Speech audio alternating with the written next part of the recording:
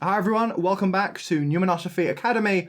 I'm Lewis. Today I'm going to be discussing Spencer Kimball's book, The Miracle of Forgiveness. And this is kind of partly a response to John Dehlin's call to have the book banned from Deseret Books. That's the kind of main Mormon publishing house, and they still apparently sell and distribute this book. As John Dehlin in his video points out, the book is, deeply problematic because it's written by a president prophet of the church, and therefore, it almost carries, the weight of doctrine. It's not obviously part of the Mormon canon. It's not up there with the Book of Mormon or the Doctrine and Covenant, but it might as well be, because it's written by a prophet. We have words that have come down from us from a prophet. Now, calls to ban books, calls to, categorize literature as so-called hate speech, that makes me very uncomfortable. Is the book horrendous? Yes, it is horrendous. But when you talk about hate speech, you're obviously going into the realm of legality. You're talking about, whether someone should be prosecuted for articulating a particular point of view. I've listened to Mormon stories for a few years now. I've always found it very interesting. And John Dehlin, in particular, is, an amazing advocate and a really important voice, obviously, amongst ex-Mormons. Probably the most important voice. I think, if ex-Mormons were to elect their own president prophet, I can't think of anyone who would be as high a contender as John Dehlin. I particularly like his episodes in which he's kind of in conversation with, or in generous engagement with someone that's still part of the Mormon church. I think that always makes for more interesting discourse. I can't say I entirely agree with John Dehlin's position on things, though.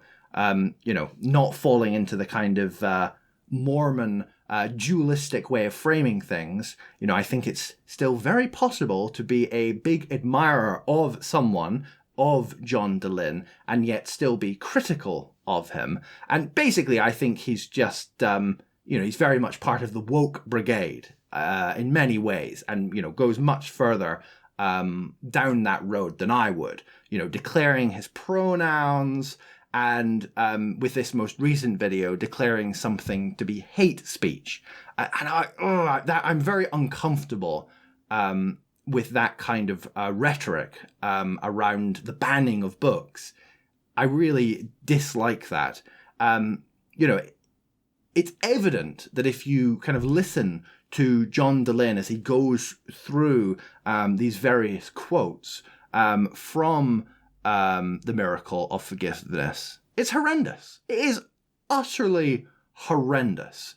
It says, the most horrible things about gay people. It says horrible things about female sexuality, about, rape, about all manner of things. What it represents basically is a very ignorant Christian conservative point of view from the 1960s. That's basically what it is. I don't think it's any worse necessarily than what other conservative Christians in the 60s were saying, but by today's standards, it's obviously horrendous.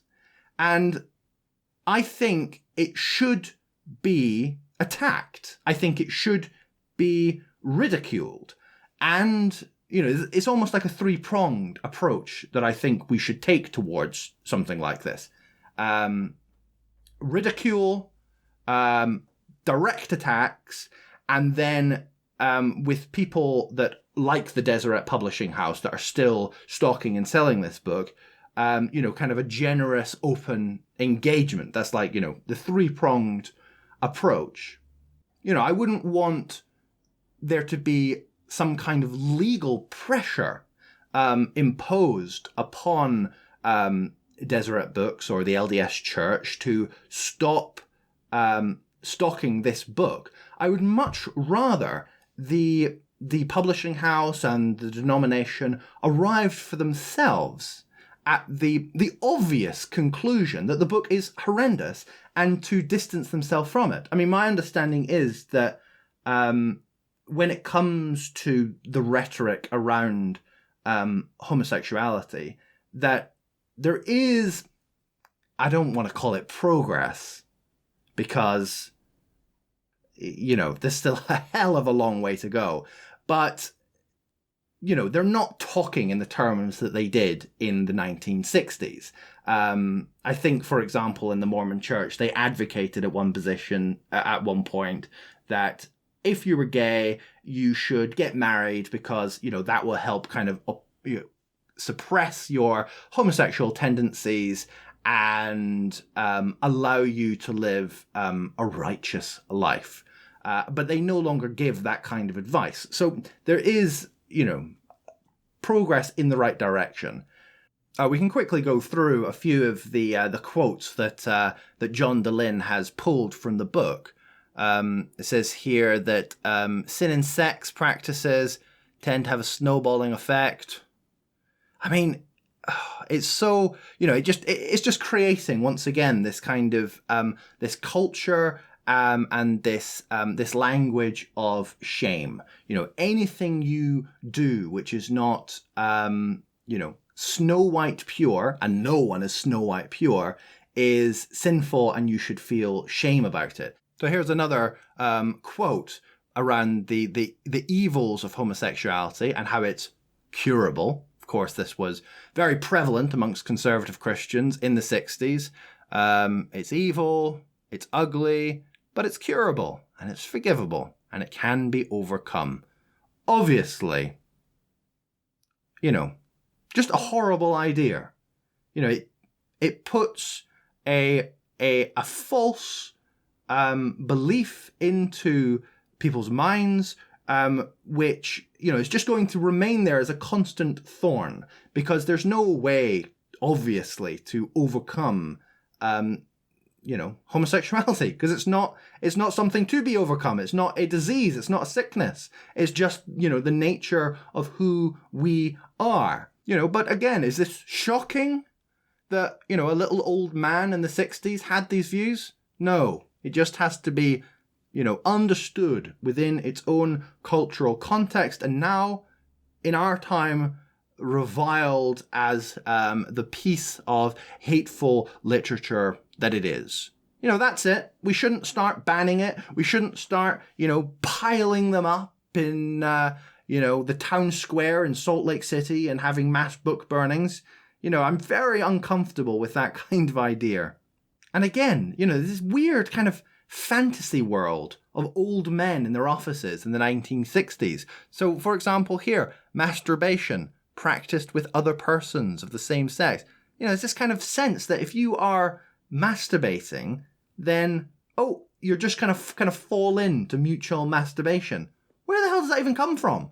Why would this little old man in his office in the 60s, you know, think that one must obviously lead to the other? It's really weird, you know, now, you know, thinking about this in the 21st century, but, you know, not just amongst Mormons, but amongst conservative Christianity in general, these kind of ridiculous claims were made. You know, there were whole institutions, as you probably know, built around, you know, the idea of, you know, training people out of these types of practices, of curing people of their sexuality, of bringing people back into normative heterosexuality, etc., etc. I guess people that are able to hear this kind of rhetoric and not be tied in knots must be able to compartmentalize. You know, if everyone is hearing this and some people are being utterly wrapped up in guilt and some people are not, that's not because some people are pure and some people are not. That's because, you know, some people are able obviously, to engage in this kind of activity. They're able to masturbate in private and then be able to just pretend to themselves that that's not the case. So, you know, it's like this kind of dissonance within yourself is necessary if you're going to be a kind of active and upstanding and you know, pure member within the Mormon faith. So the false front is totally necessary within Mormonism. There has to be, on some level, and this is obviously going to vary depending on the extent to which your own sexual preferences happen to line up with the Mormon moral code. But to some extent, you're going to have to be putting forward a false front. You're going to have to be suggesting to those around you that you're living a life that you're not. And that just must encompass everyone on some level. And so that is horrible. That is absolutely horrible. This culture of sexual oppressiveness. And again, as John Dehlin highlights, has this caused people to be so wrapped up by their own guilt that they have taken their own life and committed suicide? Yes, it has. The statistics within Utah on, you know, around this are through the roof. It's crazy. And all the reason for advocacy, for coming alongside people, for ridiculing and spitting our anger at publications like Kimball's The Miracle of Forgiveness, and, as I said, entering into constructive dialogue in order that as a society we can properly kind of position this and understand it for being a, you know, historically vile piece of literature that Kimball put together, but nonetheless a piece of literature which reflects, you know, beliefs, common beliefs around sexuality in the 1960s. You know, not just around homosexuality, although that obviously stands out, but, you know, even around, you know, normative sexual relations between a man and a female. In the 1960s, you know, there's very much this sense that the men were the sexual doers and the females were the ones being done to. And, you know, it's just very antiquated way of thinking about human sexuality. So that's basically, you know, all I wanted to say. The Miracle of Forgiveness. Is it horrendous? Yes. Should we revile it as a piece of literature? Yes. Hate speech? It is hateful. Hate speech, though, to me, suggests a move towards, you know, getting rid of something legally. You know, banning books. No, I'm not happy with that. I would not want to live in a world in which I was not able to buy, if I chose to, literature which I strongly disagreed with. Because, you know, we need that to understand the journey that we're going on. You know, we don't want to just whitewash the past and you know, pretend that it's not part of where we've come from. Okay, well, thanks for watching, everyone. As usual, please do like this video, subscribe, and share it if there's anyone you think would find this content interesting. Cheers, and I'll see you in the next one.